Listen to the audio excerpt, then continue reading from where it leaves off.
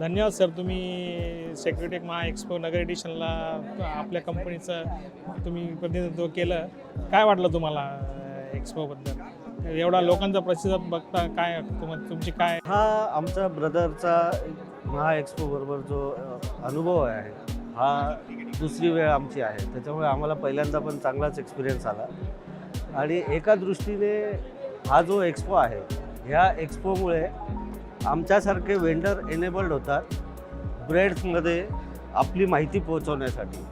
कारण आमच्यासारखे लोक, आमच्यासारखे वेंडर्स ह्या ज्यांना इन्फॉर्मेशन पोहोचायला पाहिजे, ज्या पार्टनर्सपर्यंत इन्फॉर्मेशन पोहोचायला पाहिजे ती पोहोचत नाही.